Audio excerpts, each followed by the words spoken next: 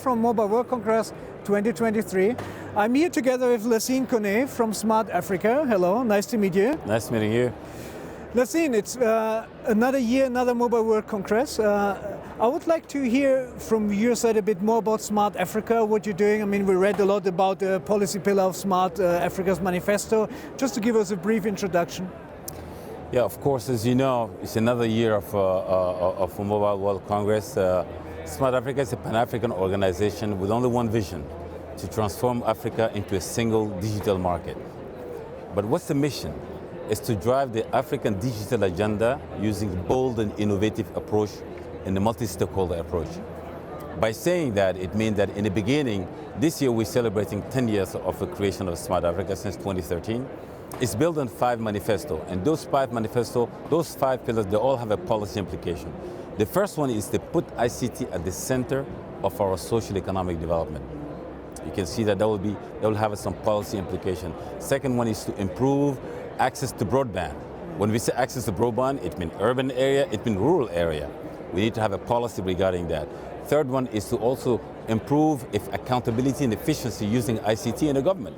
So we're basically calling all the government to play their role in terms of digitalization.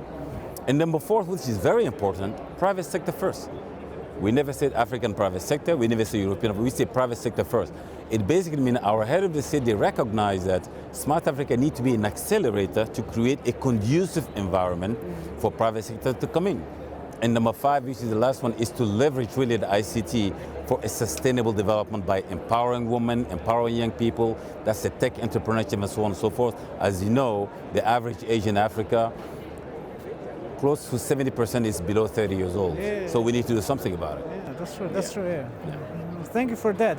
So when we look at Africa, I mean, one of the biggest issues is connectivity, and how can we bring connectivity to rural, semi-rural areas? What, based on your experience, if you say, okay, you now have your 10 years anniversary, how you see the improvement over the years, and what do you see has really to change quickly before we talk about what happens in 10 years?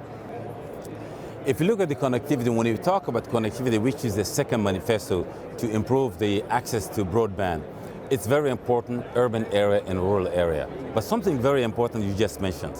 When we say connectivity in the rural area, let's do not forget something we call usage gap. You know, in the entire ecosystem of connectivity, we have today more than about 42% of the populations in Africa which are connected to the internet, but that's not enough compared to the average in the world, which is about 60, I believe 66%, something like that, based on the ITU statistics.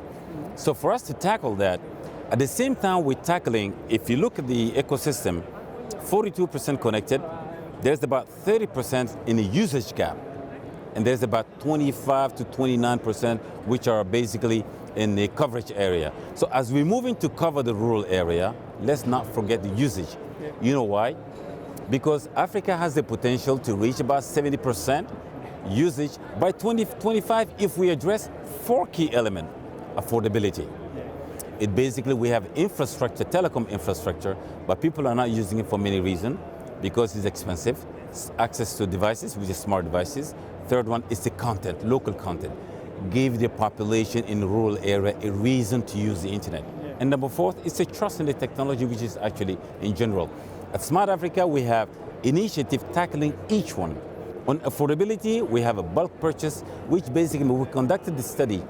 If all Smart Africa country members, which is to the 36, if we come together and buy a bulk internet capacity together for a long period of time, landlocked country will benefit about 100% discount. And a country facing the sea, about 50%. That's the one. 2 things, we are involved at the broadband, UN Broadband Commission level in terms of a smart device. We need to find a solution together. Operators, regulators, government, how we can drop the cost to the cost of the smart devices for people to be able to access. Now talking about the content, which is also a challenge. Our tech entrepreneurship. For Smart Africa, we created something called, with the Tunisia together, it's called Startup Act, which is legislation for startup, for government to recognize our young people and the effort they're putting into the development of the content in the local context. Because you don't go to the internet, you don't use the internet just for applications such as social media and so on and so forth. There has to be a reason. You've seen the example of mobile money in Africa. And number 4, which is a general issue, cybersecurity and trust and technology in general. So we're addressing all of, so we have the opportunity here to reach more than 70% by 2025 if we tackle these 4. Of course, the remaining coverage, it will come. Today, for example, we see today the proliferation of the constellation of satellite. So it basically means coverage is not really an issue because you have companies like, I don't want to give any name here, the constellation satellite, they can give a coverage while the mobile operator are actually reaching it because they find this rural area not lucrative for them.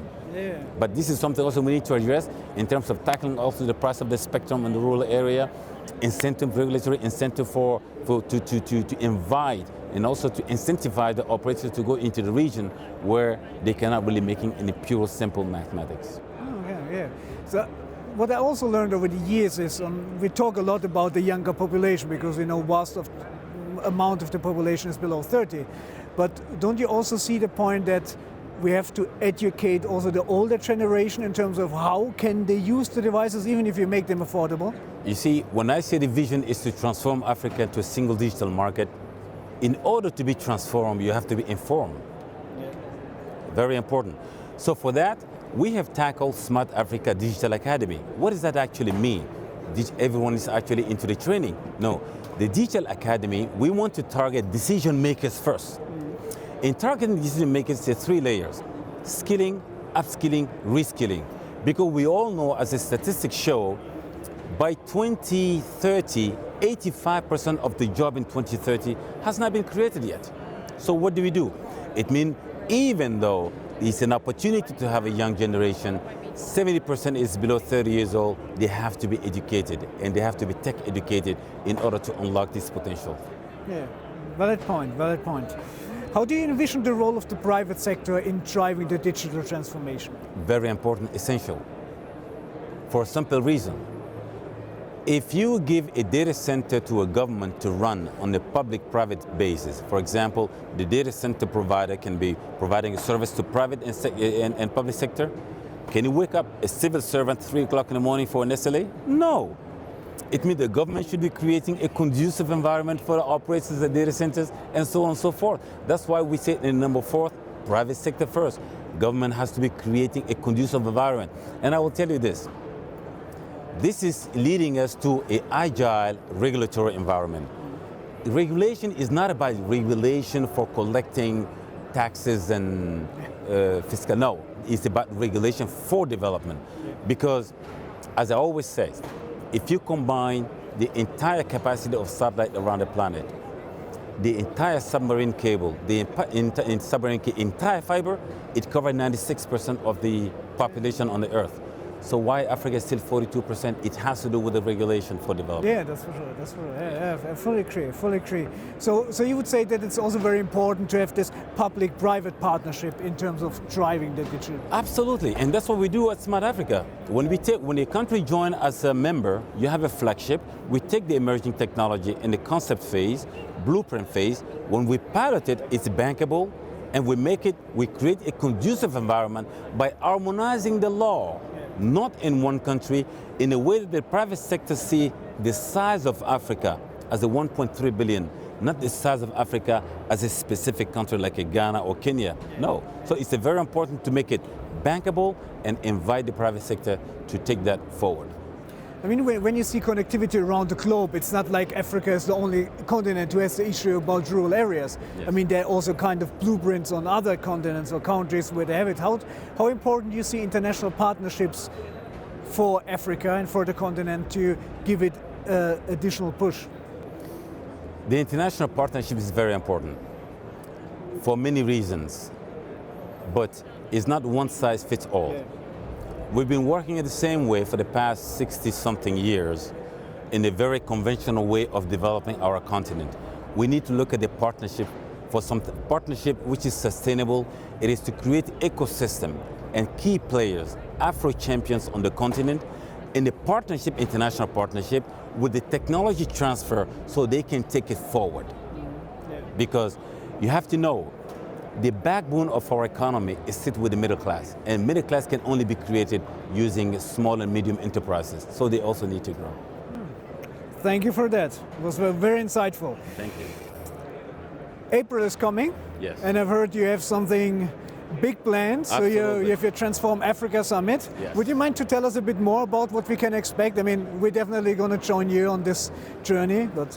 Yes, we have, this year is a big year. It's the 10th anniversary of the creation of Smart Africa. We are organizing our traditional Transform Africa Summit 23 in Zimbabwe and Victoria Falls. You are all invited.